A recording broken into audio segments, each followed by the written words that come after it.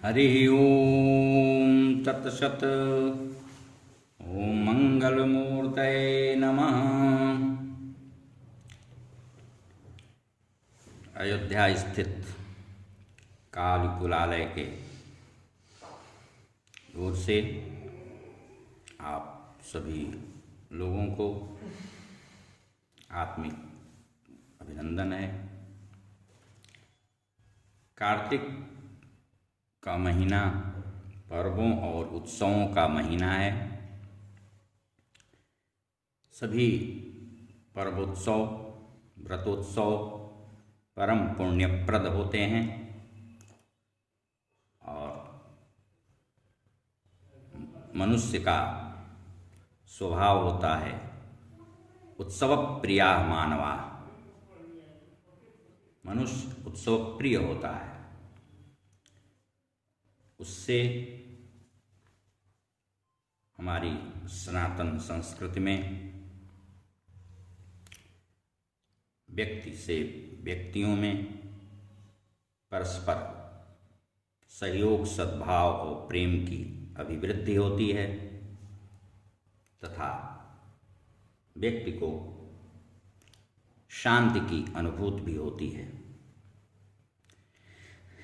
कार्तिक मास के कृष्ण पक्ष की त्रयोदशी को धनतेरस कहा जाता है। भगवान धन्वंतरि के जन्मोत्सव की यह परम पुण्य तिथि है। क्षीर सागर के मंथन के पश्चात भगवान धन्वंतरि संसार के समस्त रोगों की अमृतमयी औषधियों को कलश में भरकर प्रकट हुए थे। इसलिए आज के दिन धन्वंतर की जयंती का दिन है और आज के दिन यह महोत्सव बहुत ही धूमधाम के साथ मनाया जाता है। यह धन्वंतरि का भव भेषजा अवतार है। भगवान धन्वंतरि आरोग्य के देवता हैं। भगवान धन्वंतरि शल्य शास्त्र के सम्यक ज्ञाता हैं। भगवान विष्णु के अंशांश हैं, ऐसा शास्त्रों में कहा गया है। इन्होंने आयुर्वेद शास्त्र का उपदेश विश्वामित्र के पुत्र सुश्रुत को दिया था। गरुड़ पुराण के आचार कांड में 145 के 41वें 33वें श्लोक में यह लिखा है कि देवादीनां जीवनाय ह्यायुर्वेदमुवाचः विश्वामित्र सुतायैव शुश्रुताय महात्मने। इस प्रकार आयुर्वेद शास्त्र के प्रवर्तक हैं भगवान धन्वंतरि। श्रीमद् भागवत के अष्टम स्कंद के 8वें अध्याय के 34वें और 35वें श्लोक में भी कहा गया है, अमृतापूर्ण कलशम बिभ्रत बलयभूषितः स वै भगवतः साक्षात् विष्णोरंशांश संभवः धन्वंतरिति ख्याता आयुर्वेद दृगिज्य भाग। इसी बात को अन्य पुराणों में भी अलग अलग ढंग से प्रस्तुत किया गया है। द्रष्टव्य है अग्नि पुराण 3/11, विष्णु पुराण 1/9/98, महाभारतादि पर्व 18/38। महर्षि वाल्मीकि ने उन्हें आयुर्वेदमय कहा है। वाल्मीकि रामायण बालकांड 45/31। अप अर्थात जल से उत्पन्न होने के कारण भगवान विष्णु ने उनका नाम अब्ज रखा और अनेक वरदानों से विभूषित किया। तदनंतर उन्हें अमरावती में प्रतिष्ठित होने का आदेश दिया। भगवान विष्णु ने कहा है कि तुम आयुर्वेद को प्रवर्तित कर उसे 8 अंगों में विभाजित करके लोकों में आरोग्य के अवदान से सबका कल्याण करोगे।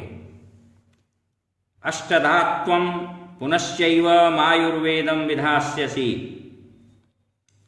धन्वंतरि को वर प्रदान कर इमं तस्मै वरं दत्त्वा विष्णुरंतर्दधे पुनः। भगवान विष्णु फिर अंतर्धान हो गए।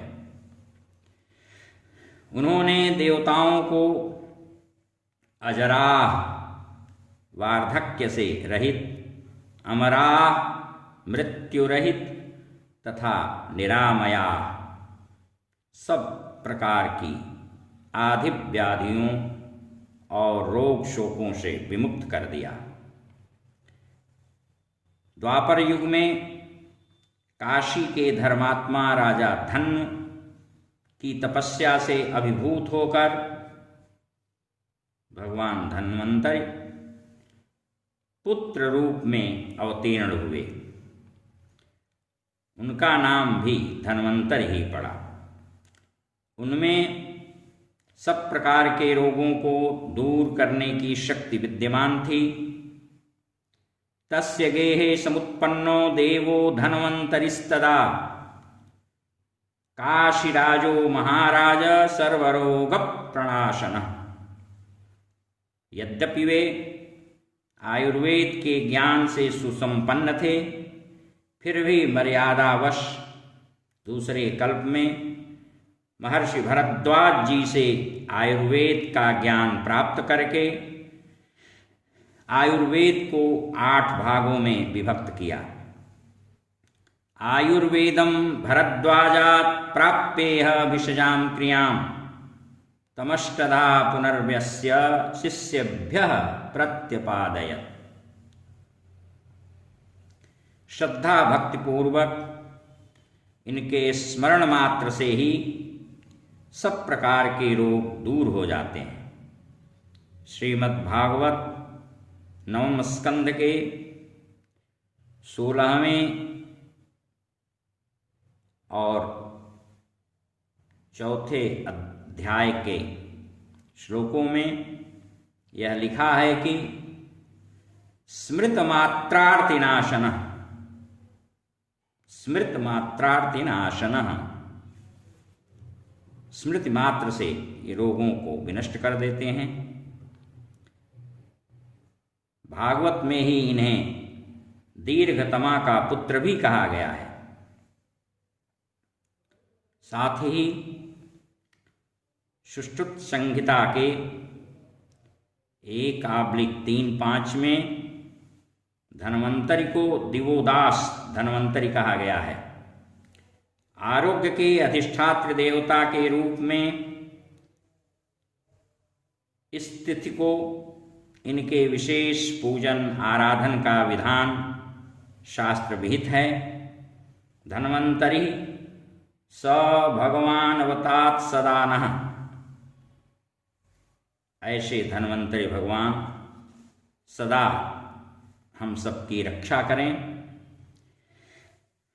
आज के दिन चांदी का बर्तन खरीदना अत्यंत शुभप्रद माना गया है, क्योंकि चंद्रमा मन का स्वामी है और औषधीश भी है, और यह चंद्रमा की धातु है। आज का यह व्रत त्योहार वस्तुतः यमराज से भी संबंधित है। इस दिन उनके लिए दीपदान करके यह मंत्र पढ़ते हुए, इस मंत्र का वाचन करते हुए विनत भाव से प्रार्थना करनी चाहिए। मृत्युना पाशहस्तेन कालेन भार्यया सह त्रयोदश्यां दीपदानात् सूर्यजः प्रीयताम् मिति। जमुना जी यमराज जी की बहन है, इसलिए धनतेरस के दिन यमुना स्नान का भी विशेष महत्व प्रचलित है। स्वयं यमराज का कथन है कि जो धनतेरस के पर्व पर मेरे उद्देश्य से दीपदान करेगा उसकी असामयिक मृत्यु नहीं होगी। कार्तिकस्यासिते पक्षे त्रयोदश्यां निशामुखे यमदीपं बहिर्दद्यात् मृत्युर्विनश्यति। इस प्रकार आज के दिन दीपदान करने से, यमराज के निमित्त उनके उद्देश्य से जो हम दीप का दान उन्हें करते हैं, उससे दीपदान कर्ता की असामयिक मृत्यु नहीं होती है। इतना ही नहीं, आज के दिन किसी को उधार न देने और उधार न लेने के नियम का भी परिपालन किया जाता है।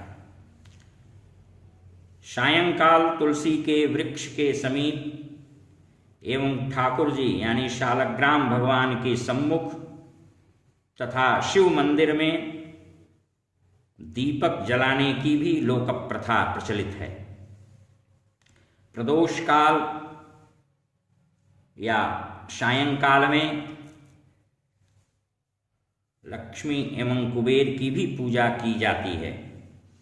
लोग आज के दिन बड़ी थाली में एक चौमुखा दीपक और बीच में 16 तेल के छोटे छोटे दीपक इसके चारों ओर रखकर उन दीपकों को जला करके रोली, खीर, गुड़, धूप, अबीर, गुलाल तथा फूल से उनकी अर्चना पूजा करते हैं और व्यापारी जन आज भी गद्दी की पूजा करते हैं। हरि ओम। शांति शांति शांति।